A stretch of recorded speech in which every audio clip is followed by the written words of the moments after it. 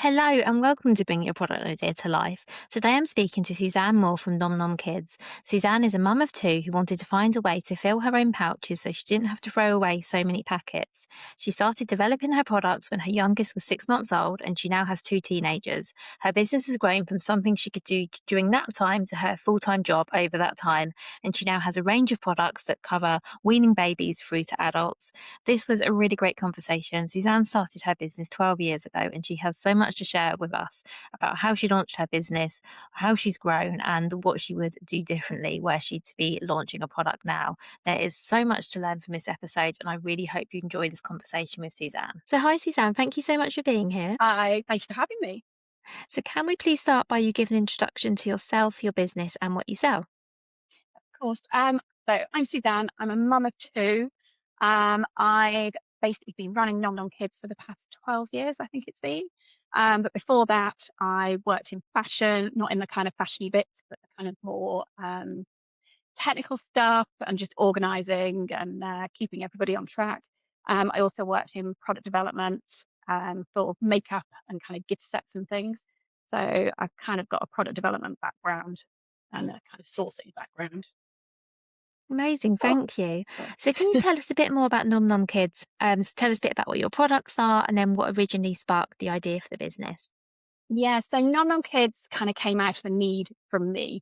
So I had two children. I was on maternity leave with my second, thinking, how the hell am I going to go back to work with two children? They haven't had chicken pox yet. And that was my biggest worry, actually, thinking, how is I going to navigate chicken pox with two children, with a working for a business that didn't really, they weren't very flexible.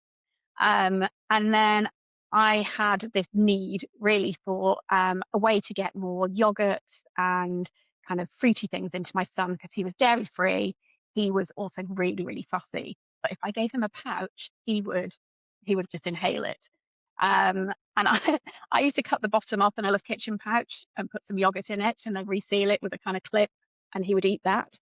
So I kind of went, well, I'm just going to make one for myself. And we happened to be in America. I saw some reusable pouches, went, oh my God, the answer to all my problems. Used it once, put it in the dishwasher, and it broke.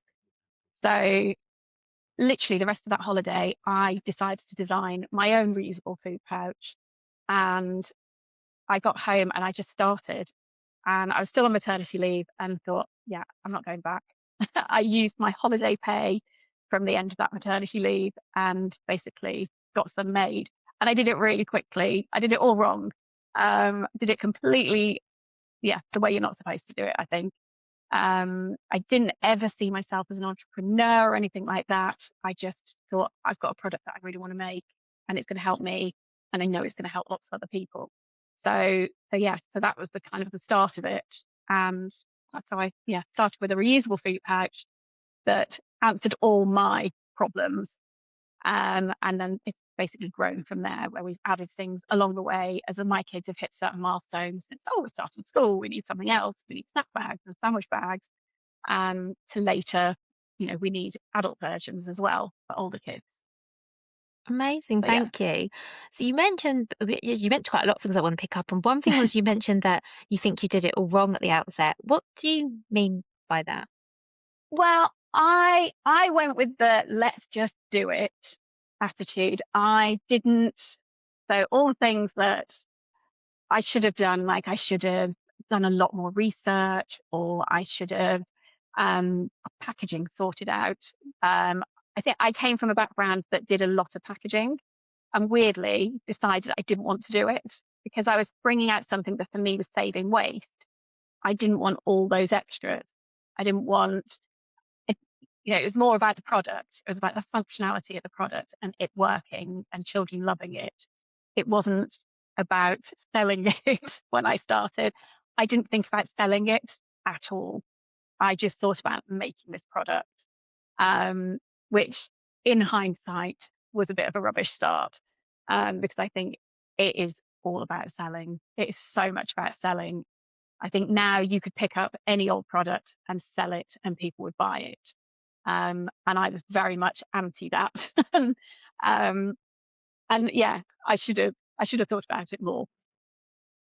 No, I do think though there is something to be said for just jumping in because I think, of course, there were probably things that I think all of us could do better at the beginning. But Mm, I also speak to people on here who say, "Oh, I had an idea and then I sat on it for years, and didn't do anything." And yeah. they always say, "Oh, I wish I'd done something sooner." So I think there's probably a middle ground here. But I do think there is something to be said by going, "Do you know what? This is a good idea, and I believe in it, and I'm going to back myself, and I'm going to go on it." So I think you should give yourself Yeah. credit for that because I think that honestly is like a real positive. So when when and how did you realize that this was going to be something that other parents needed and that people you could sell and that people would buy? I think a lot of it came from me and parent forums. So I was on a lot of Facebook groups and things where people were having the same problem as me. Um, and I'm not very I'm not an extrovert. I very much hid away and went, I'm gonna just work on this. So I didn't reach out to people that much. I was lurking and seeing what other people were talking about, but I wasn't discussing it with them actively. Because I think I was a bit scared of getting it all wrong or saying I was going to do something and then not actually doing it. Because at the same time, I've got a 6 month old and a 2 year old. And I thought, yeah, maybe this isn't going to happen. So, but actually, by not talking about it, I just got on with it. And, I did do a little questionnaire. Once I got a design ready and I was really getting to it, I did put like a questionnaire out to people, to my local nurseries, just to see if people would actually buy it. And I got really positive responses back from that. So I did take a leap of faith and just went, I'm doing it. And I actually thought I would do it for a year. So my whole plan was just, I was not going to go back to work. I could just do this for a bit. It didn't work. It didn't work. I'd sell them on eBay. I'd get rid of them somehow. But I was just going to give it a go. But 12 years later, I'm still here doing it. So And you've got a big range yeah, now as well. exactly. So yeah, it's grown and grown. But yeah, so I'm glad I did just jump in and try it. I think if I'd sat on it, I wouldn't have done it. I would have gone back to work and I just wouldn't have ever done it. So So how easy was it or not to actually get the products made? Because it sounds like you had a really clear idea of what you were looking for and what you mm, wanted. How easy was it to I get it think manufactured to that brief? for me, it was easy. I did look initially. I was looking at UK manufacture, which I just got to a dead end with. There was the machinery that the UK companies use. It's not set up for reusable, and not you couldn't have a spout and a zip on the product. I'll show you. So mine have a spout, but they also have a zip on one side and a kind of gusset on the other. And you could get bags that have a zip and a gusset. You can get bags that have a zip and a spout, but you couldn't have all of that in one go. So I found it quite easy to go to. I didn't go to China, but to look for China factories because that's what I did in my day job. And although I didn't use those specific type of factories, I found it quite easy to see who was rubbish, who had potential. And I just got them to send me samples and I researched them.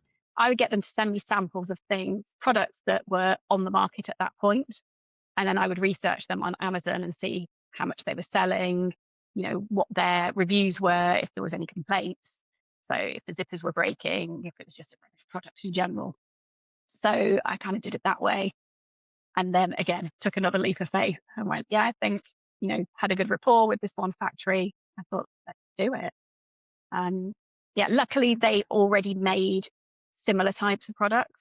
So it wasn't too difficult to kind of get them to change the dimensions and things and yeah, get what I wanted made. But you also, the weird thing with these products, you can't get samples made. So because of the way they manufacture them in such large quantities. It's a lot of setting up and then it's done in like an hour. So you can't get a printed finished product. You might as well just run the whole lot. So yeah, you have to be kind of certain that you've got it right. Your design works, it's going to fit. And I used to work with a lot of packaging and putting designs on packaging, so I could pretty much see it as it would be, and it worked. So Wow, that is a real leap of faith though, because like Mm, as you say, for most products, in fact, most yeah, I don't want to say all, but for the majority at least, you can get some sort of sample. I mean, yes, they can be mm, expensive because they're a one-off, but to kind of go, yes, I'm going to order however many, and yeah, not have seen a prototype with your design printed on, that's a huge leap of faith. I So was very stressed. yeah. So obviously you found a manufacturer you were happy with, which is really good. And interestingly, when you were talking, I was thinking I had the similar. So what 10 years ago when I had my own brand, I had the same Mm. experience finding manufacturers. And I did all the same things, funnily enough. I found it really interesting. And I don't know whether it's just that's the sort of the baby sector or what it is, but I Mm, think the factoring and sourcing side can be something that people find really, really stressful. So it's so nice to hear yeah. from someone who's had a really positive experience of that. Yeah, I'm gonna say positive. So they did really well on my first production run, and then they obviously something had happened behind the scenes. He changed factory, so the guy I was dealing with, who was part of the factory, and then he obviously left and took his customers with him, didn't tell anybody. So I ended up having my second manufacturing run done at a completely different factory. And as it turned out, two factories. So I think he tried one, it didn't quite work. So he got the rest made somewhere else. He'd obviously had a nightmare. In the background, he was obviously having a nightmare trying to sort my production run out, but I didn't know any of it. So my boxes turned up and I opened the first boxes and was like, brilliant, they're great. And did all my usual tests. And then halfway, about two boxes in, discovered that they were slightly different. And I was like, okay, that's fine. We carried on. And then one off the lot. So there were two batches. One of the batches, the zips broke so quickly. And I was on quite a run then with Amazon and with the website. And it was so they were selling out quite quickly. And I was realizing as I was using them myself, because I made sure I always used them at the same time, that mine were breaking quickly. And it was just like, oh God. And then the complaints started coming. And we call that summer Pouchgate, where I literally had to contact every single customer and, apologize, replace them. Yeah, it was a nightmare. Oh, that is a nightmare, but you got through it, which is the Yeah. positive thing, yeah. Yeah. Although I think it put me off doing any wholesale. It really put me off selling through anyone else because I was so relieved that I could actually contact everybody that was concerned and sort it out. And I've still got, there's a few little reviews on Amazon still where people didn't get my message because you know what Amazon's like trying to contact people. So there were a few people that didn't get the message, or if I couldn't get a response from them, I just sent them new patches with an explanation. But some people might have moved house or, just didn't see them, whatever. So yeah, I still got some negative reviews. I think it goes back to like 2013, 2014 or something. And yeah, it's a bit of a pain. It Oh, and is. I had one wholesale customer that got a whole batch of them somewhere in the Czech Republic. And those had to be resent. So yes, but it did put me off a little bit. Well, thanks for sharing how you handled it though, because I think that's really like it's really that's really positive that you sort of Mm, proactively went and did something about it. So you weren't waiting for people to come to you and complain. You actually sort of yeah. went out and solved it. And I think that's really positive. Yeah. And some of them, because I didn't know which batch people would have, it was tricky. So I really wanted to get a response from them first before I started sending them out. But in the end, I did send quite a lot out that, they could have had good ones and I've resent them good ones. But that was more important to me, to make everything right than just sit back and go, oh, well, whatever. So, So you mentioned Amazon then. So when you first started selling, was that just on Amazon? Was it on your own website as well? What would be good to know is how did you go from having the idea, getting the products manufactured, to actually starting to sell them? So how and where were you doing that? so I was building the website whilst I was getting the product made. So whilst the production was being completed, I started building the website, which I was building in nap times, essentially. So I opted for Shopify, did my research and went, yep, Shopify is the one I think I should be using. And yeah, I literally built it in nap times and as when the kids had gone to bed. And I still say that was my most productive time ever. I knew I'd got an hour. and that was it. And I did so much in that time, but I still wish I'd done more. So I got the bare bones of a website made.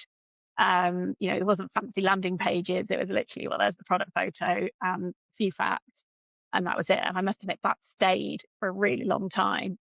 And then from there, I do remember launching the website when the samples came, when the products came, and thinking, oh, how does this work? How am I going to get people to buy off the website?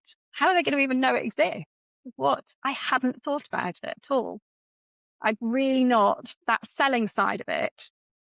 Yeah, I obviously did think about it, but looking back, it felt like I just went, oh yeah, how am I going to do that then? So, which is obviously where social media came in.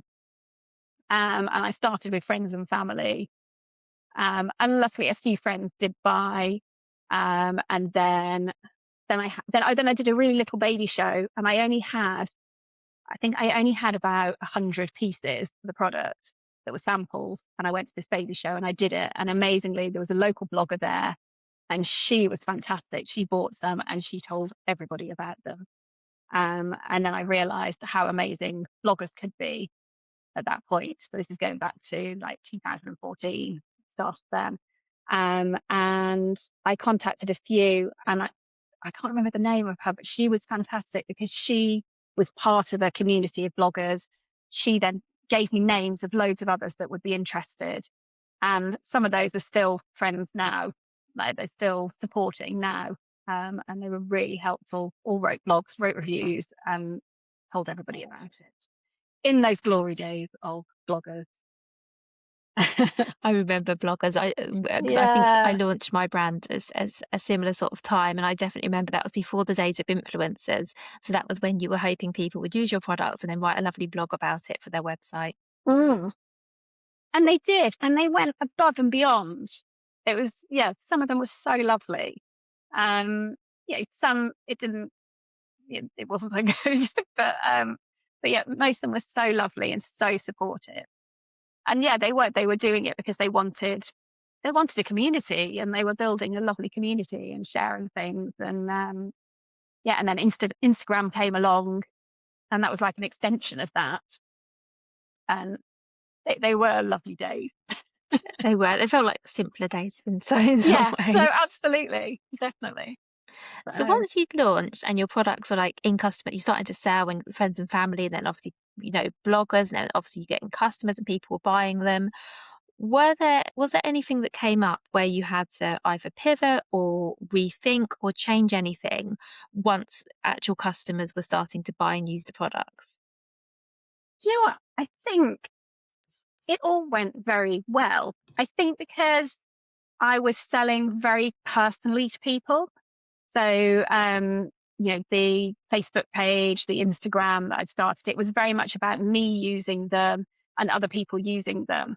That I think I got away with everything really easily. Um, I hadn't even got packaging at that point. So it was just, I put it in a box, and but that was fine. Nobody expected it. And it was only when I launched on Amazon that obviously I had to think about that. So I can't remember how much time there was between launching and then getting onto Amazon. It wasn't that long. So I did get some packaging made. Just but I was just using it for Amazon at that point. But no, it all went very smoothly initially. Um, I did start then looking at kind of just being able to reach people. I think that was more my issue, that I needed to reach more people, which is where obviously Amazon came in.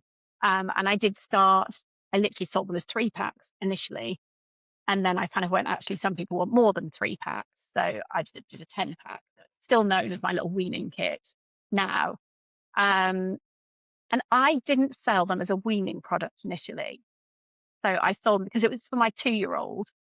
And for me, I didn't use pouches when we were weaning. I used them for snacks whilst we were out.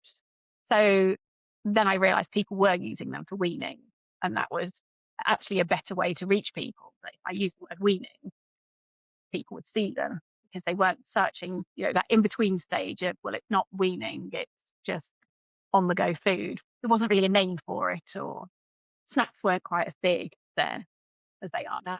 So So yeah, it's hard to remember that far back, I'll be honest. Oh, but that's really interesting though, that how you had sort of thought about people using them wasn't quite how they were using them. Mm. Because I think that can happen. So I'm assuming that your customers were buying them for much young they're probably buying them for 2-year-olds as well, but also for much younger babies. Yes, so I think a lot were buying them more from 6 months because that's what they knew, patches through the supermarket, they were approaching weaning, and then, they could make their own. And that was great, but it wasn't well, yeah, it really wasn't in my mind initially. So it really was about I think because I made all my own homemade foods, but I don't know why I didn't think about putting it in a pouch initially. But I guess it was 'cause it's for my son. So I never did as well. I used to make all my own baby food, but I never once thought of I used to put it in little plastic pots. I never once thought about, oh, it'd be easier for them to have a pouch rather than a pot and a spoon. It never, mm. never crossed my mind. Well, I used to buy some baby food, but it was always the glass pots. So I would then wash those or jam jars, and I would put my food in that if I was going out. But then it was really hard to warm it up. But then I just made them have it cold. They just have they just had cold food if So you did were I. out. So, but yeah, then actually when Nancy was going through weaning, it was like, oh yeah, actually in a pouch would be amazing. It'd be even better. So, but I didn't get to experience that myself, which is quite annoying. By the time she'd finished weaning, I'd actually got the product. So, I did use somebody else's that was really rubbish, and that kind of helped me know what I needed to do better because, yeah, they were appalling. But it's so interesting though that once you started selling your products and people could buy them, that suddenly you were finding these new ways that people were using them. So I think coming back to the beginning where you just sort of went, I've got an idea and I'm going to get it out there. I think that's Mm, another benefit of just getting it out there because I think if you'd sat on the idea for too long, you might not have realized that this was an ideal weaning product, for yeah, example, because as you say, you only have your own experience to go from. So I think it really does show that there is something to be said for just trying and seeing, no, no, no, you're right. what people think and how they use it and what Yeah, what no, they're it's looking true. for. And I also found that parents were using them. So, I'd never considered I don't think there were yogurt pouches around at that point. Um, but parents were using them for their own yogurt and or smoothies and things like that. And one of the bloggers that I first worked with, she would send her husband off to a building site with a pouch with the animals on. And by then I'd also got the monster bag. So he got a sandwich in a monster bag and he got his animal pouch. And it was like, oh my God, I'd never even considered that an adult would use them. So, which is why we then have to make adult products as well. Yeah, I mean, my husband won't like me saying this because occasionally I drop something on the podcast and he really wishes I hadn't said it. But years ago now, because he's a cyclist and he used to put food in a pouch for cycling because when you're cycling, it's really hard to eat something that's Yeah. messy and needs unwrapping. So he used to like puree up. I don't know what banana, I don't know, but he would make a puree of something and put it in a little squeezy pouch so he could have it on the go. And again, I'm sure that the manufacturers of those never intended it to be used that way. Mm, So I just think it's so interesting, like how people will use your products and who's buying them because it isn't yeah, always the definitely. people you expect. So so once you'd launched your first product and what was it that inspired the products that came after that? So the sandwich bags and your other products, was that feedback from customers or was that your children Oh, getting older or a bit of both? I think honestly, it's my need. And it's a very expensive way of getting the products that you want. But yeah, it generally came from my need. So what did we have? We had the animal pouch to start off with, and then I did a slightly bigger monster pouch, and I got this amazing designer to draw these monsters. So we had the two size pouches, and then I was walking home from school the one day, and again my son had not eaten his carrot sticks. It's like they went dry in the tiny little pots, the little IKEA set that everybody has. It was a nice little pot that his carrots fitted in perfectly, but by the time he went to eat them, they would go dry. And our school refused. You couldn't take cling film, you couldn't take disposable bags, which was amazing. But it did leave me with the predicament of, well, what am I putting this in? And it's like, well, I could just put it in a pouch, but that's a bit weird because it's got a spout on the end. But I did do it one day, and he ate the carrot sticks. So it was like, excellent. Then I need to make some bags that this could work in, but I also need to make them fun. because I wanted them to be good for any kind of snacks. And obviously, we go around the supermarkets, they would see all the dragons and the, I don't know, whatever little characters in the supermarket. And they didn't know what the snack was. They just liked the packaging. So I wanted these monsters to be on the packaging. I wanted to be able to see the food through their mouths. And I literally, in a school run, literally walking home with my son, we'd made the decision this was happening. And I couldn't wait. I couldn't wait to walk through the door and get home and kind of go, right, I can start this. And I got the designer on it straight away. And just went, I need monsters with their mouths open. They're going to be snack bags. And yeah, he gave me a load of monsters to choose from. And I I think they were made within like 2 months. I'd got them made and ready to ship. So, but yeah, I think that's when it works best for me. I just go, yes, I'm doing it. Let's get on it. Well, that's amazing. But I also think that it is something that you'll know that as a mum, you won't be the only one having the same issues. You know, it's so Exactly. relatable, isn't it? I think there are things that obviously niche problems or issues that maybe just a few of us have. But I think as parents, a lot of the challenges we have as parents, we're never going to be the only ones. There's always going No, to be other people. exactly. Exactly. So, yeah, and when I got that production run done, I gave all of his school friends, I sent into school a little bag for everybody to use. And they were all Oh, there the next day with their carrot sticks or whatever in there. So, oh, and that's lots of really parents were nice. like, oh, Stanley has carrot sticks in his, so can I have carrot sticks? It was really cute. So, Oh, that is really nice. So obviously we were going into, I guess, a category that could be quite crowded. So weaning and then the snack pouches. There are obviously categories where there would have been other products, not the same as yours, but there would have been other products, whether it's like little IKEA pots or whatever it was. There were yeah. things out there already existed. So how have you managed to make your products different, but without trying to be everything to everyone, if you see what I mean? Because it's quite a challenge. I think you've Oh, done this really well. oh, thank you. I don't know. I probably don't feel like I have done it that well. I think all along it's been about not about me, but about it being more personal. About it, it's always been me sharing what I've been putting in those pots. Used to do a daily school run snack post, whether it was a post or a stories when those started, um, which I don't get to do anymore. Now my kids are teenagers and they'd kill me if I turned up at the school gate.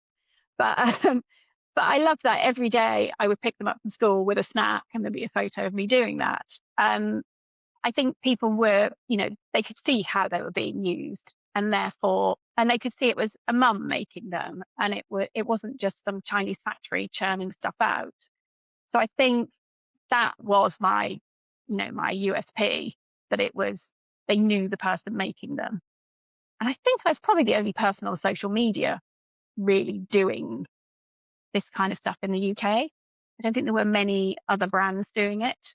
Same, there was Tum Tum, so who are nice little business friends anyway now.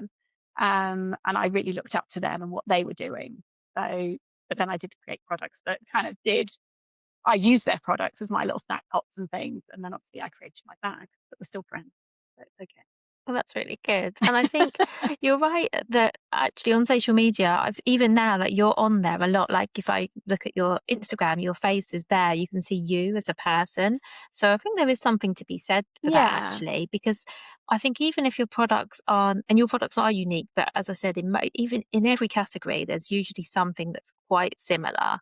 And I do yeah, think there's something to be said for actually showing your face and showing like who you are, because not yeah, everything we sell can be completely unique. Like there are loads of people who make candles, for example. Um, yes, but my favourite candle brand is this lady who's always on Instagram stories, like every single day, and she's talking about, she's showing her workshop and she's talking about the different scents that she's trying. And I feel like you can really get involved in the person definitely. as opposed to the product, because there are plenty of people you could buy candles from, sticking with that example. But I think it becomes a bit more personal when you're like, oh, I can actually see who you are and I can see your thought process and I can see how Yeah, you're exactly. doing this. And I think that's a really, you're a really good example of someone who's kind of always been there talking about your Yeah. products. And I'm always keen to kind of say, I want my customers to love my products. And if they don't, like they can just come to me. If someone really hated them, I give them their money back. I don't think I've ever had to do it, but that's always there. Like, seriously do tell me if you're not happy because I can sort this out.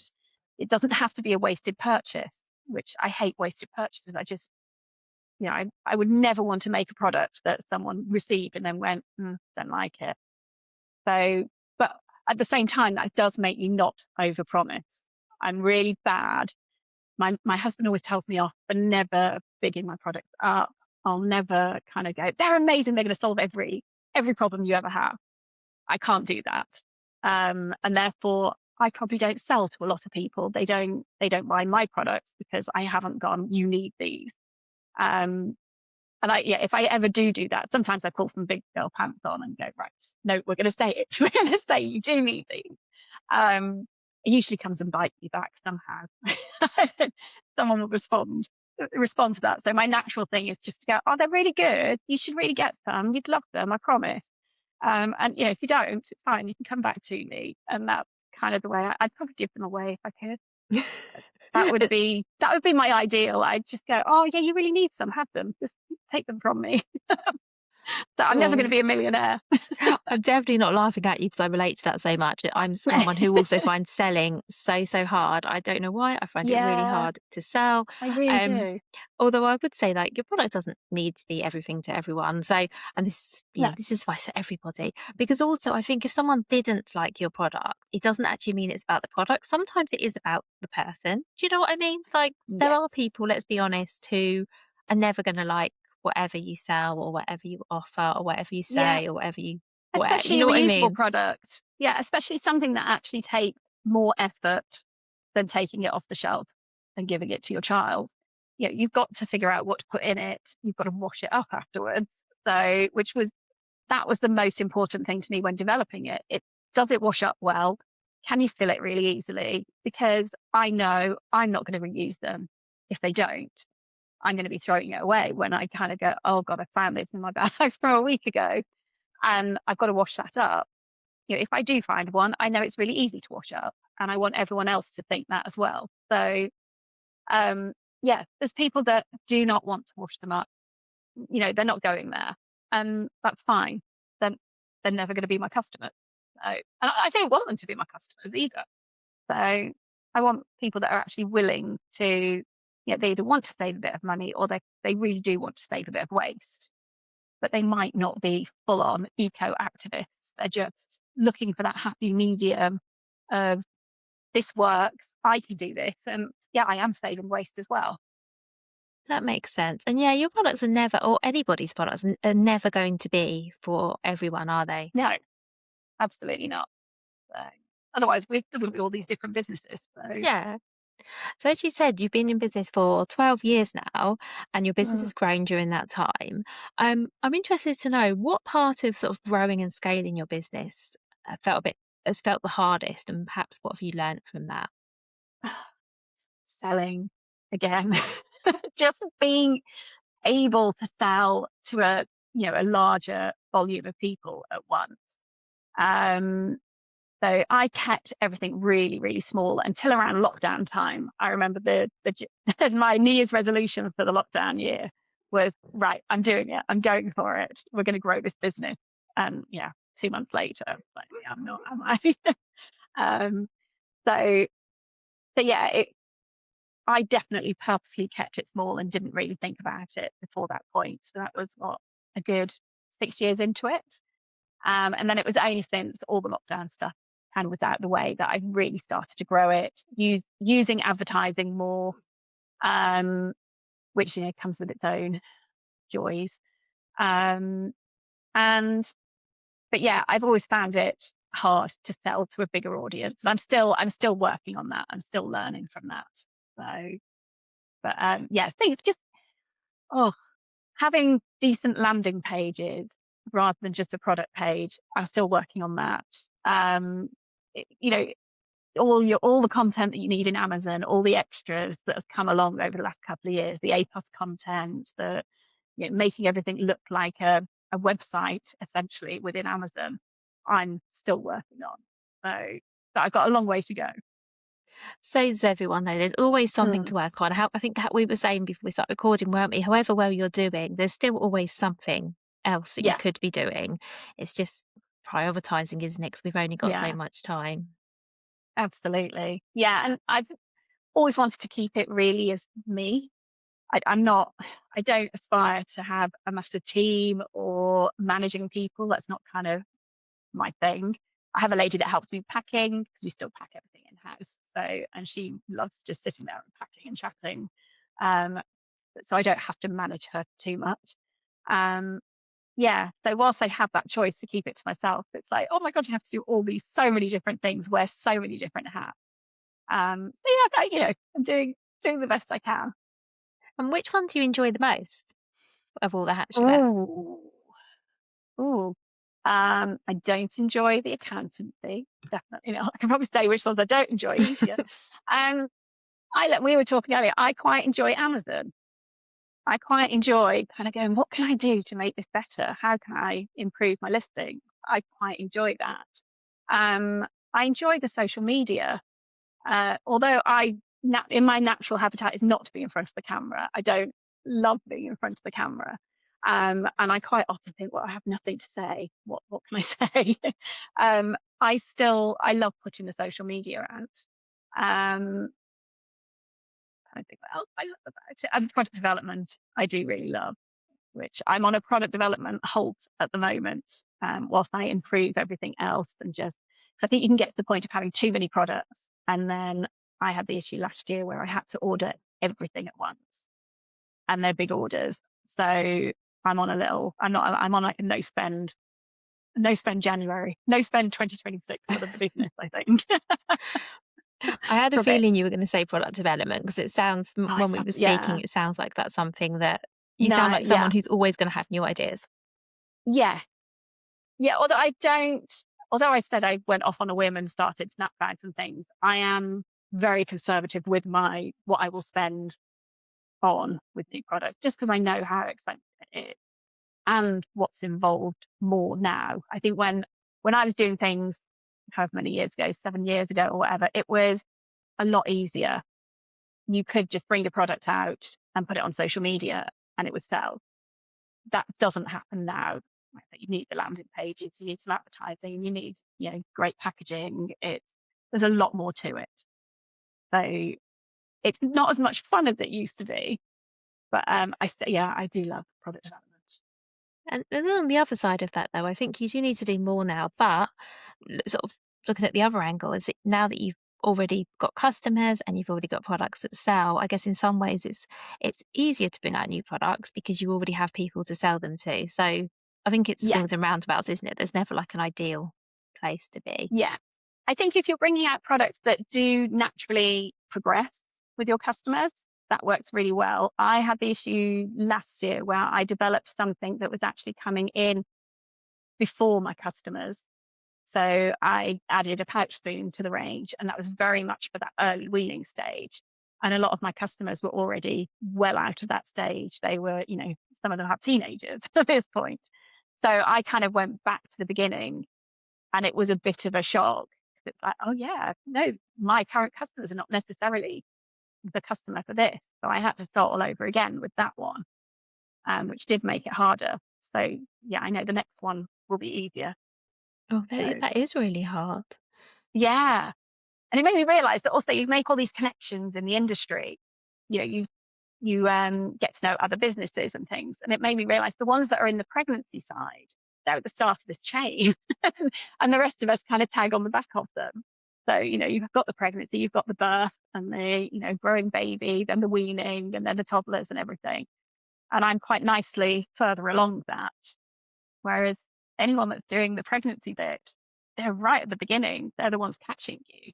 And the rest of us are going like, oh, I can take your customer. I can jump on Yeah. the back, really. I've So, never thought of it like that mm, before. yeah, That so yeah. as So we're the ones in talking, pregnancy, well done. yeah, it's also making me think that there must be, I don't know what the answer is to this, but it's making me think there must be opportunities for brands to kind of collaborate and say, Mm, once you're done with our products, these would be yeah. good. I don't know how that would work So in theory, you're but always at the yeah. You're always at an advantage if you're the one coming next, the one you're collaborating with. Someone's always got to come first. Someone's always, yeah. before you and can pass on their kind of customers. So, which I try and do for other businesses as much as I can. As I've been going on, I've got a reasonable social media following. I do like to help smaller businesses to kind of, put their products in front of my customers and my followers. Yeah, So that's it's really just, it's nice. hard. It is hard. I think it's hard for everyone, isn't it? And Mm, as particularly if when you're starting from scratch, it is really hard to kind of yeah, get yourself out there. yeah, definitely. And So it's much more exciting looking at other people's businesses yeah, and going, oh, you it should is. do this, you should do that. I'm really good at telling other people what they should do, what they might be missing. I'm really bad at doing it myself. Well, maybe you need to ask them to do the same Yeah, for you maybe. in reverse. Well, thank you so much for all you've shared, Suzanne. I have one final question before we finish, if that's okay. And this Yeah, is one I ask everybody. So, what would your number one piece of advice be for other product businesses? build a community. I think when I started, I just went on social media cold and had to build it from absolute scratch. I, if I was doing it all over again, I would definitely have considered what I was making, and I would then build an Instagram page or a social media or community of some form around that, around my customers, around, helping them a little bit in order to get their follow, and then I would launch later. But and it might be that they're not, some of the customers, some would be people that can help and just support. Um, and in that time, I would have helped others as well and just tried to give something in order to get their follow back, obviously. But yeah, I really definitely would have done more of that building before I actually launched anything. So yeah, launching cold is just quite depressing. And I think the people that I've seen do well have definitely done that really well. And I think it works if you've got a business that's kind of based on your expertise. So if you've actually got some really, information to impart, then that's brilliant because you can help other people get their follows in return. And maybe they buy from you, maybe they don't, maybe they tell someone else, but they've got to know you. And if you can do that genuinely, not obviously really just doing it to be able to get the customers later, then I think it just sets you off on a really good start. Yeah, So, that's brilliant. Thank you. mm. Oh, and do lots of work on landing pages and getting photos and actually preparing before you launch. Because once you launch, you're in a little bit of a roller coaster, or you're stressing over sales, or you're kind of like, you go into panic mode. So if you've got a whole load of images ready lined up, put on social media, or your landing pages are all looking great, then because you never seem to be able to have time to go back to it and improve it. So, yeah, there's so much I'd do if I was doing it again. It's a lot, isn't it? And I'm not surprised. I don't think I've spoken to anyone who says, "Yep, I'd do it all exactly the same." Because I think with Yeah, the power of hindsight, we all go, "Oh, we could." But I think that's also a kind of reflection of the fact that things move on as well. So it's also we've got more opportunities now, don't we, than perhaps we did, yeah, 10, 12 years ago. So you could do things very differently now. yeah. Oh yeah, there's so much you could do now. So much. Oh, it's exciting.